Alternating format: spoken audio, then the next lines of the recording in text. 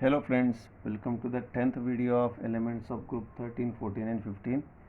पिछले वाला वीडियो थोड़ा सा एंड में कट हो गया था कार्बन नैनो ट्यूब्स की जगह, तो मैं ये कहना चाहता था कि इस वीडियो में हम बाकी जो एलोट्रॉप्स ऑफ कार्बन है that is carbon nano tubes को देखेंगे जो फिलरन से ही रिलेटेड है थोड़ा बहुत। ओके, ये भी रिसेंटली डेवलप्ड है।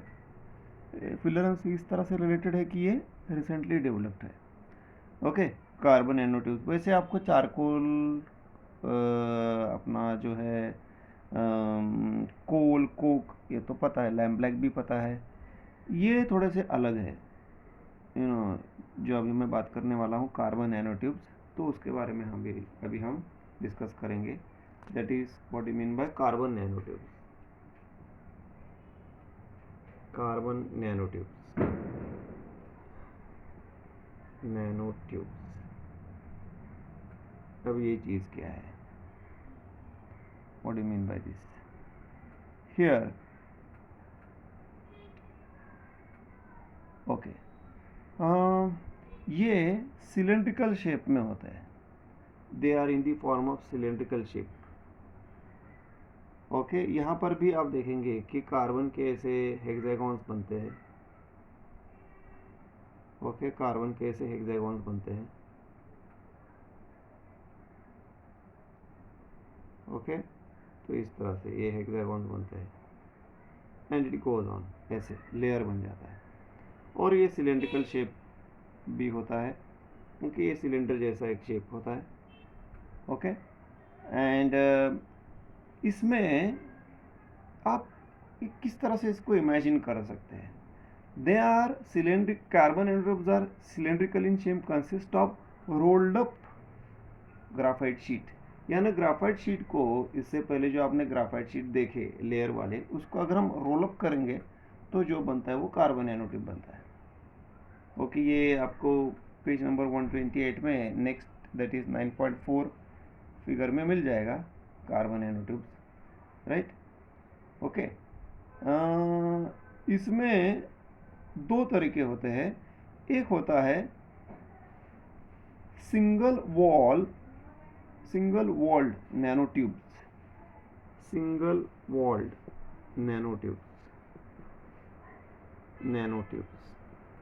नैनोट्यूब्स,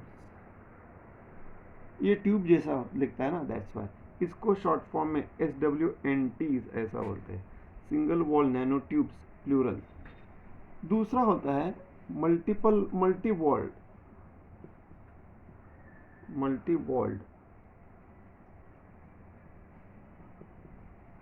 नैनो ट्यूब्स,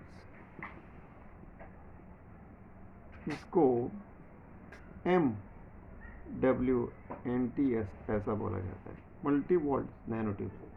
अब इसको हम कैसे समझेंगे? अगर एक ही लेयर है, ओके, एक ही लेयर है, तो इसको हम बोलेंगे single walled nano tubes. But आपको पता है कि अगर मैं सिलेंडर की बात करूं, अगर मैं किसी पेपर की बात करूंगा, तो सपोज मेरे पास ये पेपर है, ये मेरे पास एक पेपर है, तो इसको अगर मैं फोल्ड करता हूं तो एक ही वॉल बन जाएगा ना। यहाँ आपको दिखा रहा है एक ही वॉल है, सिंगल पेपर का एक ही वॉल है, बराबर है। लेकिन मैं इसका अगर, ये एक ही वॉल हो गया, लेकिन मैं उसका अगर ज़्यादा रोल करता हूँ, अब इसमें बहुत सारे लेयर आ जाएंगे, मल्टीपल वॉल हो जाएगा इस तरह से। So that is called multi wall. एक ही रोल है, एक ही वॉल, एक ही रोल अप है तो सिंगल वॉल, अगर आप ज़्यादा फोल्ड करेंगे तो multi wall. So that's why it is, एक ही रोल है तो सिंगल वॉल ट्यूब, एक से ज़्यादा अगर से आपको पता है कि रोल अप अगर ज़्यादा हो जाता है तो मल्टी वॉल्ड हो जाता है। दोनों ट्यूब का ही काम करते हैं, nano tubes. Okay, nano is because, nano ये टर्म आपको पता है, नैनो मतलब है 10⁻⁹। इसमें कार्बन कार्बन बॉन्ड लेंथ जो होता है, वो कार्बन कार्बन बॉन्ड डिस्टेंस जो होता है वो नैनोमीटर में हम गिन सकते हैं। Okay, so it is like 100 nanometer. Okay, तो हम बोल सकते हैं कि इसमें, हाँ, अब यहाँ पर और एक इंटरेस्टिंग चीज़ ये है कि अगर एक ही वॉल है सिंगल वॉल, अगर हम बात करेंगे सिंगल वॉल नैनोट्यूब की बात करेंगे, तो आपको मैं दिखा देता हूँ. It is like this, that is, let me show you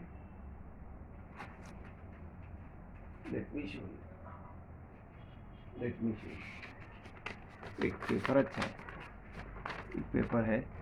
इसको अगर मैं सिंगल वॉल अगर इस तरह से मैं करता हूँ, एक ही रोल अप करता हूँ, अब ये सिलेंडर बन गया,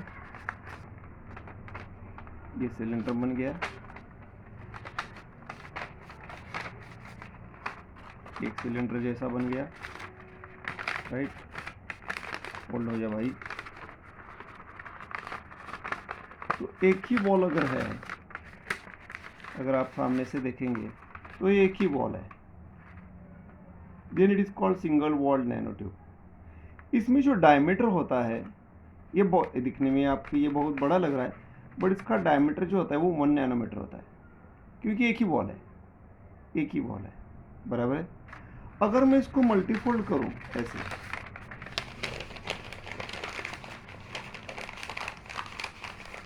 अब देखिए इसमें बहुत सारे लेयर आ गए,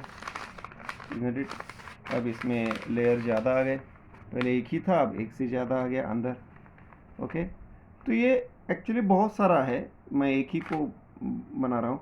तो इसमें बहुत सारे वॉल आने के बाद इसका डायमीटर जो है वो बढ़ जाता है, ये हो जाता है 100 नैनोमीटर.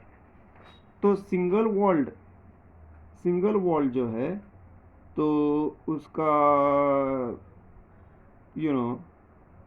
सिंगल वॉल्ड अगर है तो उसका डायमीटर होता है 1 नैनोमीटर, एंड मल्टी वॉल्ड का डायमीटर होता है 100 नैनोमीटर में होता है, इसलिए इसको नैनोट्यूब बोला है. Okay, and obviously multi walled is thicker than single walled. Multi walled जो है वो थिकर होता है सिंगल वॉल्ड से. Multi walled is thicker than single walled nanotube. अब ऐसा आराम, it is needless to say that. Okay, then now let's come to the properties. They are robust. Robust means very strong, एकदम sturdy, एकदम मजबूत होते हैं. आजकल बहुत सारा इसका यूज होता है. They can be bent because of this flexible nature. They can be bent, वो बेंड किए जा सकते हैं. एंड इंटरेस्टिंग चीज़ ये है, बेंड करने के बाद जब इसको रिलीज करते हैं, they will spring back into their original shape. जैसे स्प्रिंग की जैसा, they can bring back into their original shape. तो बेंड भी किए जा सकते हैं, और इसको वापस अपने शेप में प्रेस करेंगे तो बेंड हो जाएंगे, रिलीज करेंगे तो अपने ओरिजिनल शेप में आ जाएंगे. So that is the property of carbon nanotubes. हाँ, they are having high electrical and heat conductivity because they are made up of graphite. So they have to have electrical and heat conductivity. They have to show heat and electrical conductivity property. And moreover, they are having very highest strength to weight ratio. मतलब इनका wait कम होता है but strength ज़्यादा होता है. Carbon is a lighter element, but lighter का इसका मतलब वीक नहीं, उल्टा स्ट्रांग है. वो लाइटर भी है और इसका स्ट्रेंथ भी बहुत ज़्यादा है. ओके,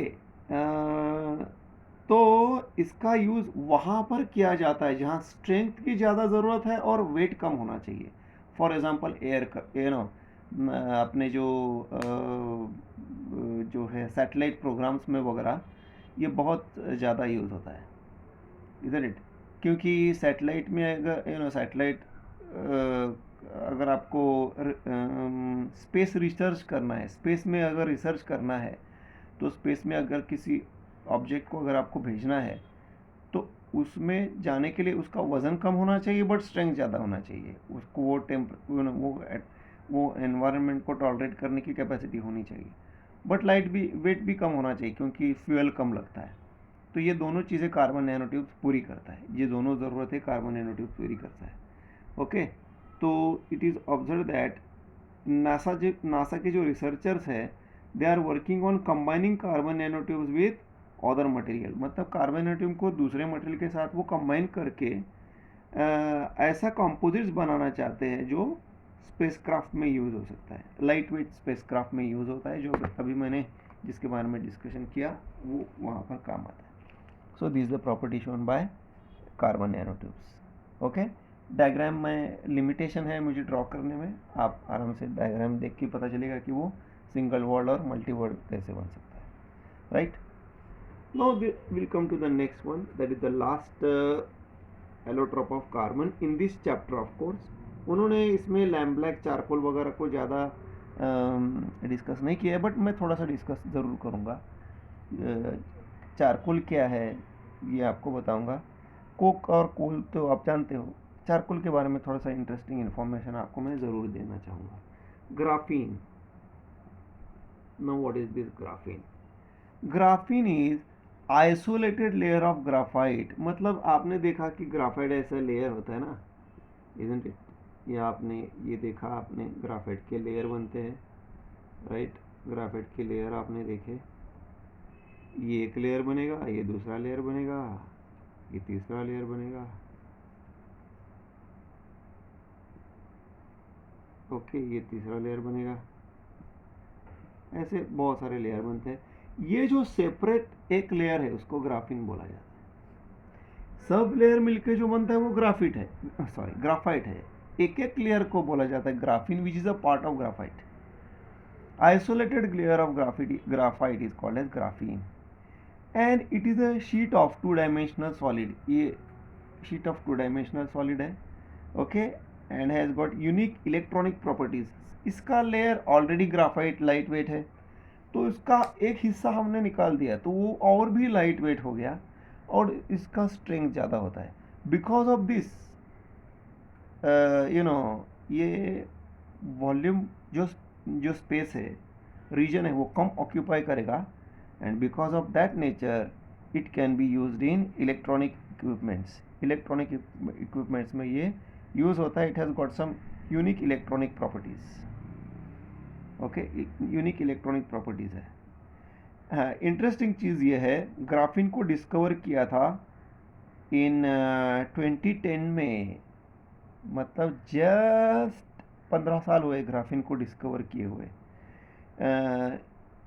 उनको नोबेल प्राइज़ मिला था, GEIM, जेम बोल सकते हैं, जिम बोल सकते हैं, एंड नोवोसेलोव।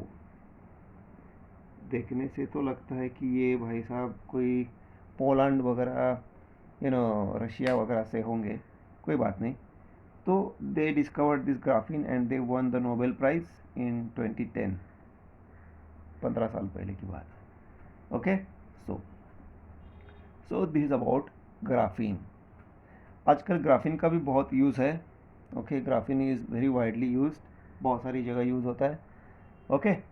तो इसके ऊपर रिसर्च भी अभी चल रहा है, कमर्शियली इतना ज़्यादा फेमस नहीं है, बट आप क्या बोल सकते हैं, आगे 10 साल में कमर्शियली भी फेमस हो जाएगा, you can't say, right. So this is about graphene which is an isolated sheet of graphite. Now let me talk about charcoal, जिसके बारे में थोड़ा सा इंफॉर्मेशन कम है, बट मुझे देना अच्छा लगेगा because it is very interesting. Charcoal, start करते हैं शुगर से। The formula of sugar is C12H22O11। Sugar, इसको हम केन शुगर भी बोलते हैं या सुक्रोज बोलते हैं केमिकली। आपको पता है जब हम शुगर को तवे के ऊपर गर्म करेंगे या किसी भी चीज़ के ऊपर लेके गर्म करेंगे तो ब्लैक हो जाता है। कैसे हुआ ब्लैक? उसको अगर हमने हीट किया तो क्या हुआ, इसमें कार्बन है और वाटर है, कार्बन और वाटर उड़ गया, बचा क्या, कार्बन। ब्लैक होता है ना शुगर का, वो कार्बन है, 12 कार्बन एंड 11 वाटर। ये कार्बन को कहा जाता है sugar charcoal. What do you mean bye charcoal? The carbon left after burning the carbon containing material, carbon containing material को हीट करने के बाद जो कार्बन बचता है उसको चारकोल कहा जाता है, because it is charred, black पड़ जाता है ना, इसीलिए उसको चारकोल बोला जाता है। Okay, it is called as charcoal. Coconut को अगर हम बर्न करके उसका जो कार्बन लेंगे उसको कोकोनट चारकोल कहा जाता है। बोन से जो चारकोल आता है उसको बोन चारकोल कहा जाता है। So whatever carbon containing material if it is burned, then उसके बाद जो कार्बन रेसिड्यू रहता है उसको पर्टिकुलर चारकोल कहा जाता है, bone charcoal, coconut charcoal, sugar charcoal and so on. Understood? So this is charcoal.